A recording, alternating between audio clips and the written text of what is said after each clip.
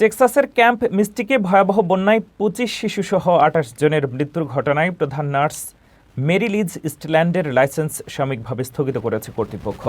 অভিযোগ রয়েছে, ঝড়ের আগাম সতর্কতা সত্ত্বেও তিনি শিশুদের ফেলে নিজে নিরাপদ স্থানে চলে যান। আইনি লড়াই ও তীব্র সমালোচনার মুখে পড়া এই হৃদয় বিদারক ঘটনাটির বিস্তারিত জানুন রিপোর্টে। যুক্তরাষ্ট্রের টেক্সাসে ভয়াবহ বন্যায় ২৫ শিশুর মৃত্যুর ঘটনায় এবার বড় পদক্ষেপ নিয়েছে কর্তৃপক্ষ।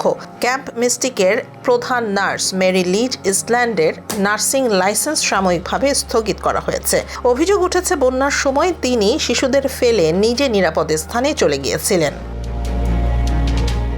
টেক্সাস বোর্ড অফ নার্সিং জানিয়েছে, ইস্টল্যান্ড যদি আবার নার্স হিসেবে কাজ করেন তাহলে তা জননিরাপত্তার জন্য তাৎক্ষণিক ও অব্যাহত হুমকি হয়ে দাঁড়াতে পারে। গত জুলাইয়ে গুয়াডালুপে নদীর ভয়াবহ বন্যায় ক্যাম্প মিস্টিকে ২৫ শিশু, ২ কিশোর কাউন্সিলর এবং ক্যাম্প পরিচালক ডিক ইস্টল্যান্ড সহ মোট ২৮ জন প্রাণ হারান। আদালতে সাক্ষ্য দিতে গিয়ে মেরি লিজ ইস্টল্যান্ড স্বীকার করেন যে তিনি সাহায্যের প্রয়োজন থাকা শিশুদের রেখে চলে গিয়েছিলেন। এছাড়া তদন্তে উঠে এসেছে, ক্যাম্পে পর্যাপ্ত জরুরি পরিকল্পনা ও নিরাপত্তা ব্যবস্থা ছিল না।